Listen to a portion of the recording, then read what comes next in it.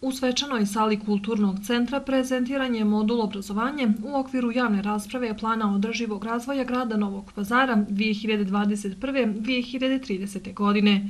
Član kabineta gradonačelnika Novog Pazara istakao da je cilj ove prezentacije razgovarati sa ljudima koji imaju konkretne i dobre prijedloge i na taj način doći do najboljih rješenja. Mi smo napravili jednu početnu platformu koja nije završen dokument, nego samo osnova na koju se treba nadograditi sa onim dobrim i kvalitetnim prijedlozima kada je u pitanju obrazovanje. Znate i sami koliko nauka napreduje, koliko se želi dostići i ići u korak sa visokim tehnologijama, sa kvalitetom odvijanja nastave na svim nivoima, tako da će svaka sugestija kvalitetna sigurno biti uvrštena u tu strategiju. Dakle, ovo je samo jedna rasprava da vidimo šta možemo svi skupa da uradimo i da uvrstimo u taj dokument koji će nas voditi u nove, najlepše obrazovne poduhvate. Koordinator ovog projekta istakao da je zadatak plana održivog razvoja grada Novog Pazara da isplanira osnovne ciljeve za narednih 10 godina. Zapravo sve se zasniva na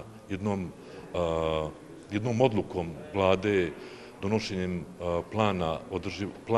sistemskog plana razvoja Republike Srbije, koji obavezuje sve lokalne samouprave na jednobraznost u izveštavanju o učinku sredstava. Da sredstva iz budžeta koja usmerimo na određene projekte se pokažu na kraju godine, tekuće ili budućih projekcija naredne 2 godine, da pokažemo gde je novac utrošen i efikasnost tih sredstava.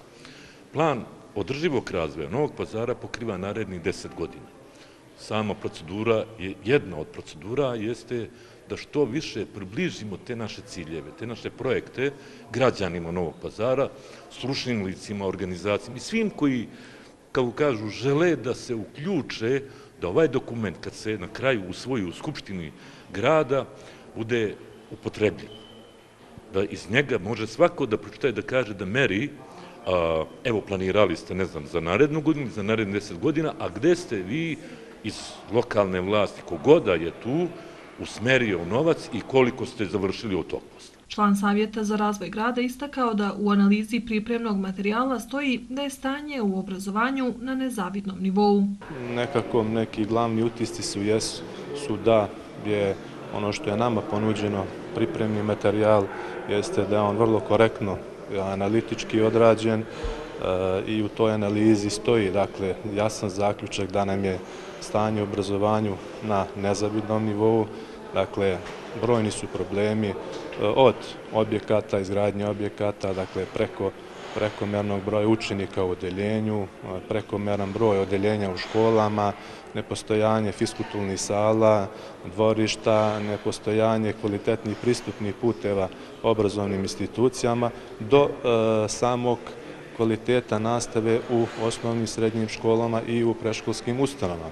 Dakle, to su onako organizaciono glavni problemi u obrazovanju u našem gradu i mi smo želili dati konkretnim prijedlozima i komentarima na ovaj plan razvoja obrazovanja u našem gradu. Htjeli smo dati neke stručne komentare, obzirom da smo kompetentni ljudi za takvu vrstu komentara i na taj način podržati ovaj plan i dati doprinos da se on što kvalitetnije izradi u narednom periodu. Također, jako je važno da smo krenuli u izradu takvog jednog strateškog dokumenta, ali je još važnija njegova primjena. Dakle, nije dovoljno samo napisati nešto na papiru, složiti se sa tim što imamo na papiru, a onda iznalaziti nekakve razloge o neuspehu tog plana i održivog razvoja i tako dalje. Dakle, pred nama je jedan period, nadam se, jedne sveobuhvatne reforme obrazovanja kako na teritoriji Republike Srbije, tako i u našem gradu. Učešće u raspravi uzeli su i odbornici Stranke pravde i pomirenja, koji su tom prilikom istakli da smatraju da je oblast obrazovanja jedna od ključnih oblasti za razvoj grada Novog Pazara, ukazujući na nekoliko problema. Smatram također da u okviru ovog plana trebamo posebnu pozornost obratiti na ljudske resurse. Mislim da ljudski resursi nisu realno sagledani u smislu trenutnih potencijala i onoga šta bismo trebali da razvijamo i u kom pravcu trebali da razvijamo te resurse u okviru obrazovanja. Nisu samo učitelji, nisu samo profesori, nisu samo direktori sastavni dio obrazovnog sistema. Ima tu još poprilično faktora koji trebaju da utiču i aktivno da uzmu ulogu u razvoju obrazovanja u nivou grada i mislim da tu bi trebalo staviti poseban akcent. Također ćemo imati pisani prijedlog na tu temu. Smatram da bi bilo svrsishodno da se uspostavi jedna stalna korespondencija između članova koji predlažu sve ove dodatne akte i onih koji će u komisijama odlučivati ono što je rekao gospodin Poturak, koji će od tih prijedloga ući u ovu strategiju ili ne. Zašto? Možda neko neće biti dovoljno dorečen u tom svom prijedlogu ili dovoljno dobro shvaćen, pa ukoliko treba nekih dodatnih informacija, mislim da bi članovi koji rade u modulima i koji će donositi odluku šta će ući, a šta ne u neku strategiju, trebalo bi da uspostave tu stalnu korespondenciju. Vratit ću se samo sa nekoliko rečenica vezano za izgradnju naučno-tehničkog parka i studentsko-učeničkih domova. Mislim da je razvojna strategija ove države da obrazovanje podigne na jedan veći nivo upravo kroz ove naučno-tehničke parke. Zašto? Vidimo da postoji poplava privatnih univerziteta, srednjih škola i svega ostalo. Znači, to je nešto što je obaveza države u pravcu otvaranja ovog društva. Znači, i to je pozitivna stvar. Međutim, moj utisak je da država želi tim naučno-tehnološkim parkovima da podigne nivo obrazovanja u jednoj sredini, u jednom regionu ili u jednom gradu na veći nivo kroz te naučno-tehnološke parkove.